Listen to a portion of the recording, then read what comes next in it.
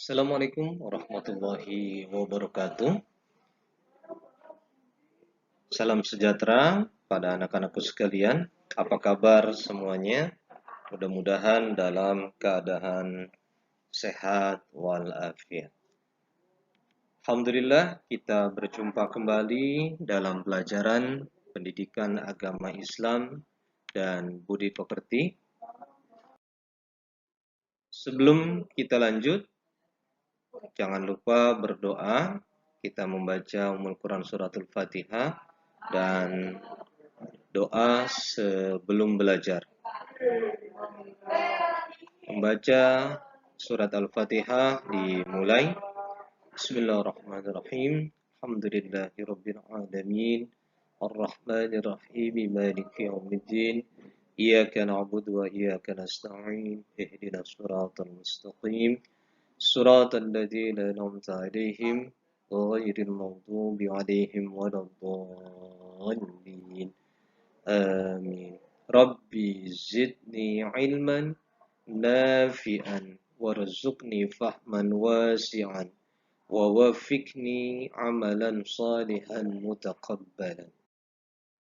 Anak sekalian, Bapak tampilkan kata mutiara sebagai motivasi buat diri kita. Sebaik-baiknya manusia adalah yang bermanfaat bagi manusia lain. Nah, pembahasan kita kali ini yaitu tentang pernikahan dalam Islam. K1, siapa yang tadi pagi sholat subuh? Ayo, ngaku siapa yang tadi sholat subuh. Silakan jawab diri kalian masing-masing ya. Yang belum rajin diharapkan untuk rajin melaksanakan sholat. Yang kedua, siapa yang hari ini sudah membantu orang lain? Ya, ini KI2-nya. Kompetensi dasar dan tujuan pembelajaran kali ini, yang pertama mengevaluasi ketentuan pernikahan dalam Islam. Yang kedua menyajikan prosesi pernikahan dalam Islam. Tujuan pembelajaran diharapkan siswa memahami ketentuan pernikahan dalam Islam. Yang kedua memahami hak dan kedudukan wanita dalam keluarga. Yang ketiga memperagakan tata cara pernikahan dalam Islam. Nah, ini foto pernikahan.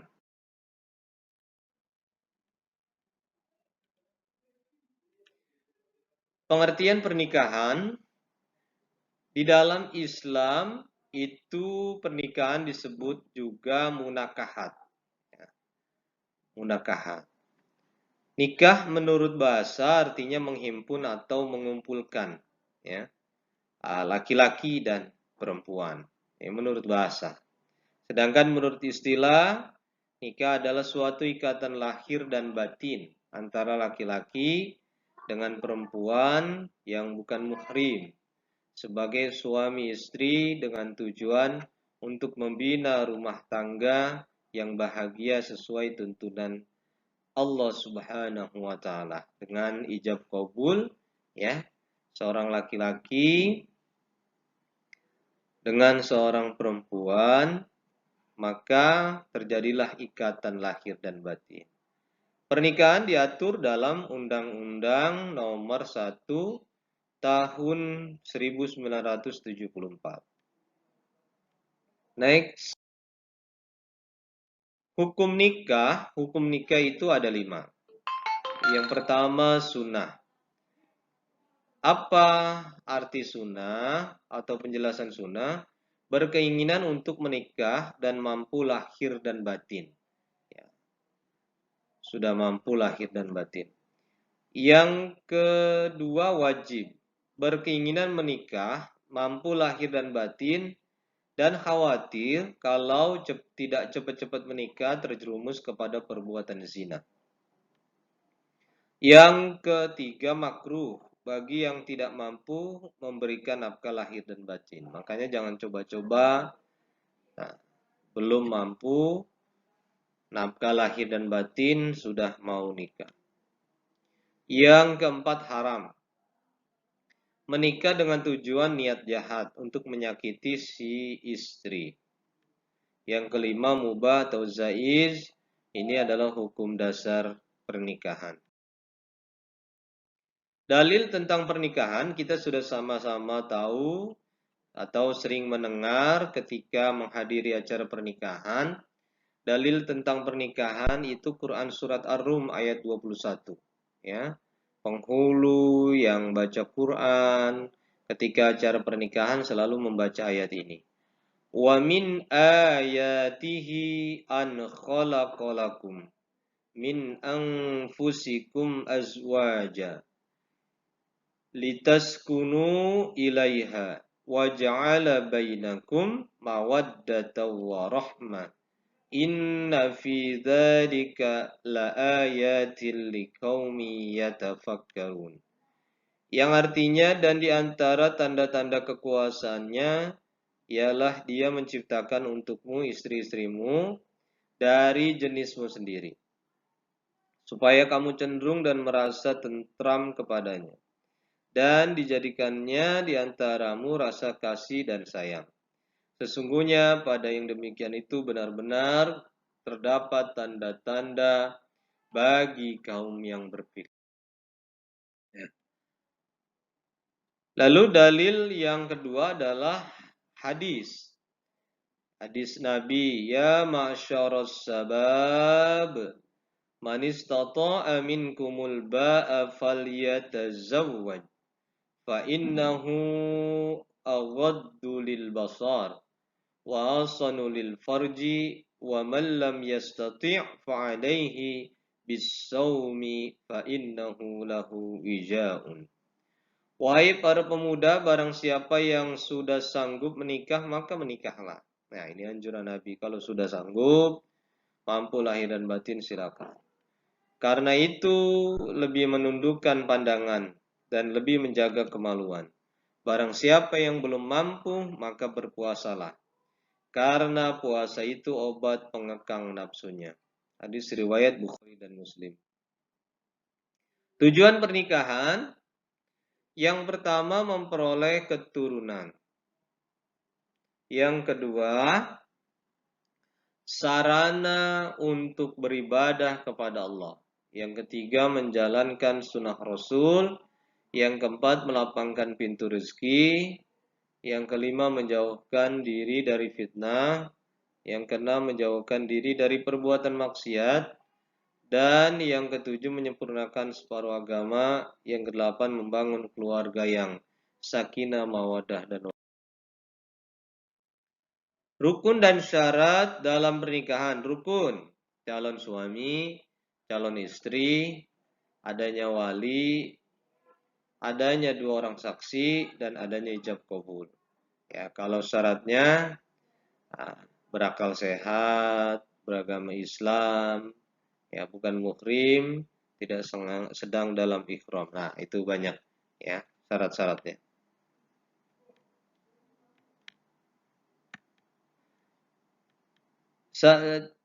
Syarat calon istri beragama Islam ya, sama ya. Adanya wali, syarat wali yaitu mukallaf. Islam, sehat dan berakal. Nah, selanjutnya wali nikah. Wali nikah ada 2 macam. Wali nasab dan wali hakim. Adapun syarat wali nikah beragama Islam, laki-laki, balik dan berakal, merdeka dan bukan hamba sahaya. Nah, laki-laki ya. Kalau wali itu laki-laki, tidak boleh perempuan. Merdeka dan bukan hamba sahaya bersifat adil, tidak ihram atau haji. Jadi walinya tidak boleh pada saat ihram dan lagi haji. Mahram, menurut pengertian bahasa, mahram berarti yang diharamkan. Dalam ilmu fikih, muhrim adalah wanita yang haram dinikahi. Mahram dibagi menjadi 2 kelompok. Mahram mu'abbad adalah mahram yang tidak boleh dinikahi karena keturunan, pernikahan dalam persusuan. Ya. Kalau dalam persusuan itu adalah saudara, nggak boleh. Lalu yang kedua, mahram muakkad adalah mahram yang tidak boleh dinikahi pada kondisi tertentu saja. Dan jika kondisinya hilang, maka menjadi halal. Contoh, menikahi kakak ipar atau adik ipar, tapi istri kita masih ada. Ya, nggak boleh. Tapi kondisinya kalau misalnya istri kita sudah tidak ada, sudah meninggal, atau cerai, ya itu boleh. Ya. 6. Pernikahan yang tidak sah, nikah mut'ah, yaitu pernikahan diniatkan untuk sementara waktu. Ya. Nikah mut'ah, nikah kontrak. Ya, dalam istilah lain nikah kontrak. Yang kedua, nikah sigor, yaitu pernikahan dengan syarat barter tanpa memberikan mahar. Yang ketiga, pernikahan orang yang lagi ikhram, nggak boleh. Yang keempat, pernikahan dalam masa iddah. Yang kelima, pernikahan tanpa wali atau pernikahan tanpa seizin walinya. Dan yang keenam, menikahi mahram. Kewajiban seorang suami. Secara umum, kewajiban suami adalah sebagai berikut: memberi nafkah, ya, memimpin dan serta membimbing istri dan anak, bergaul dengan istri dan anak-anaknya dengan baik, memelihara istri dan anak-anak dari bencana, selanjutnya membantu istri dalam kehidupan sehari-hari. Adapun kewajiban seorang istri taat kepada suami, memelihara diri serta kehormatan, harta dan benda. Membantu suami, menerima dan menghormati pemberian suami, hormat dan sopan kepada suami dan keluarga, memelihara, mengasuh dan mendidik. Ya, hikmah pernikahan yang pertama terpeliharanya dari perbuatan tercela dan maksiat. Yang kedua, jalan keluar untuk memenuhi kebutuhan seksual. Yang ketiga, memperoleh ketentraman dan ketenangan hidup. Yang keempat, melestarikan keturunan. Yang kelima, hidup bahagia dunia akhirat. Dan menjalin hubungan silaturahmi antara keluarga suami dengan keluarga istri. Ya, silaturahmi. Nah, itu penjelasan tentang pernikahan, anak sekalian. Nah, sekarang penilaiannya, sebutkan hukum pernikahan dan jelaskan. Yang kedua, sebutkan rukun nikah. Yang ketiga, sebutkan 3 tujuan pernikahan. Yang keempat, sebutkan syarat-syarat wali nikah. Dan yang kelima, jelaskan mahram mu'abbad. Apa itu mahram mu'abbad? Ya, silakan nanti dikerjakan.